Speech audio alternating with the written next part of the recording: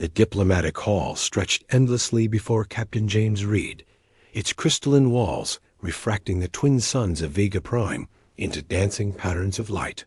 He had been to many worlds in his 15 years of service, but nothing had prepared him for this moment.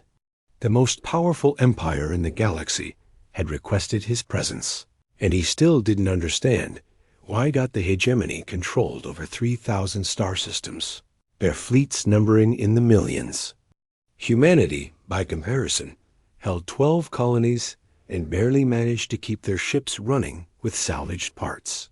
When the golden invitation arrived at Earth's orbital station, the entire council had debated for weeks before deciding to send. Their most experienced diplomat, now James, stood alone, waiting for an audience with Queen Lyra, ruler of the vast empire that could crush humanity without a second thought. The guards flanking the throne were twice his height, their 4 arms each carrying weapons that could level city blocks. Their insectoid faces revealed nothing as they watched him with compound eyes that caught every movement.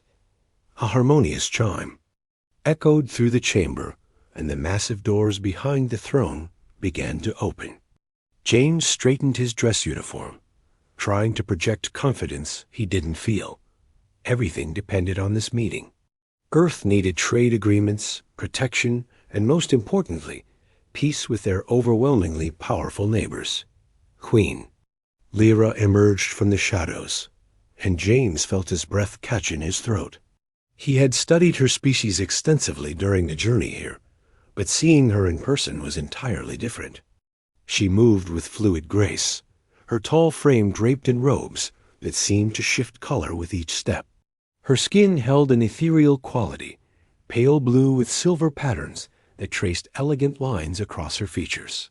4 arms moved in perfect coordination, each gesture deliberate and regal. But it was her eyes that captured him completely. Large and luminous, they held depths that spoke of ancient wisdom and profound loneliness. Despite her alien nature, there was something unmistakably feminine about the way she carried herself, a quiet dignity that commanded respect without demanding it. She settled onto her throne, a masterwork of living crystal that seemed to respond to her presence by glowing softly.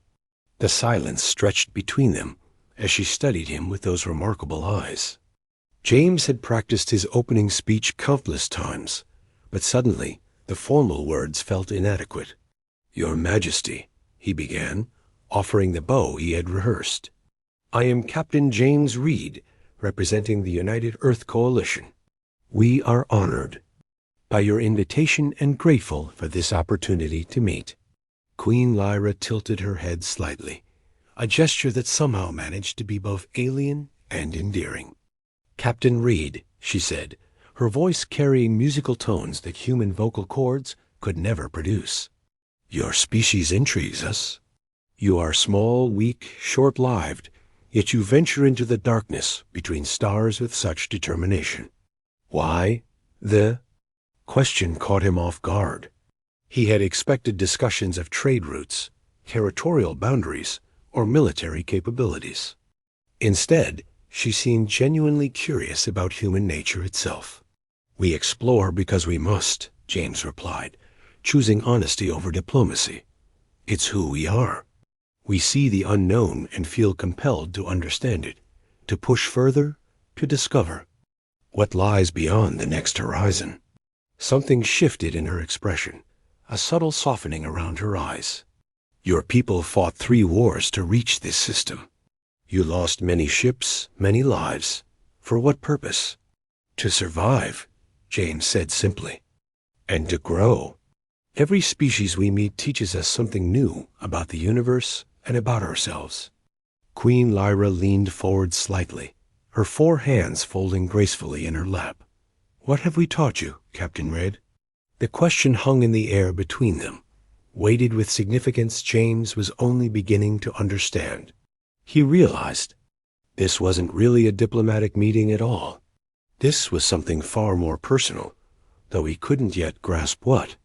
"That power doesn't have to mean cruelty," he said carefully.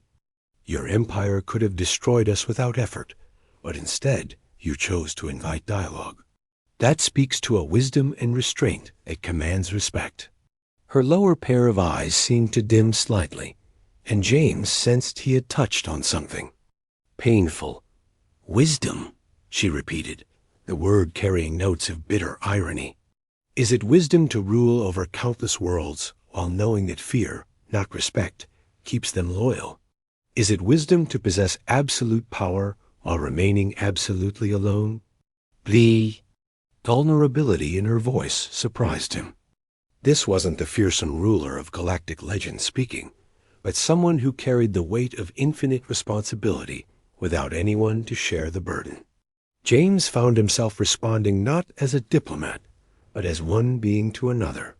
"Loneliness isn't a product of power," he said gently. "It comes from believing that power is all you have to offer." Queen Lyra's eyes widened, and for a moment her carefully maintained composure wavered. "You speak dangerously, human. Many would consider such words treasonous. Then I'm fortunate to be speaking to someone wise enough to hear truth instead."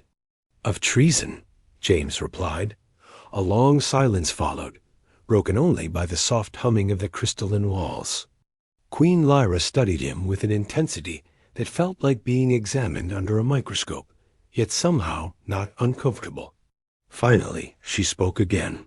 "Why do you look at me like that, Captain Red?" "Like what, Your Majesty?" "Without fear." "Without calculating what advantage you might gain. You look at me as if I were simply another person, rather than a force of nature to be appeased or conquered."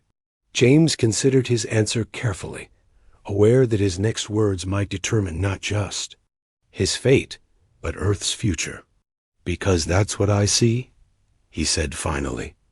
"Not the queen of a vast empire, not a being with the power to end civilizations, but someone who bears tremendous responsibility with grace and dignity. Someone who rules with justice, even when it would be easier to rule with force." Queen Lyra's breath caught audibly, and James realized he had crossed some invisible line. Her silver patterns seemed to brighten, and a faint flush of deeper blue colored her cheeks. "I find myself at a disadvantage, Captain," she said, her voice softer than before. "In all my centuries of rule, no one has ever spoken to me with such directness. It is both refreshing and terrifying." "Your Majesty," James said, taking a step closer to the throne. "May I speak freely?" She nodded, though her hands gripped the arms of her crystal seat. "You are beautiful," he said simply. "Not just your appearance, though that's striking enough, but the way you carry yourself, the careful consideration you give to every word, the loneliness you try to hide behind royal protocols, the strength that lets you rule justly when it would be easier to rule harshly. That kind of beauty is rare in any species." Queen Lyra turned her head away, but not before James caught the unmistakable deepening of blue across her features. In that moment, the most powerful being in known space looked exactly like what she was beneath all the ceremony and protocol. Someone who had never been told she was beautiful and didn't know how to respond. The silence that followed felt different from before, charged with possibilities neither of them had expected when this meeting began.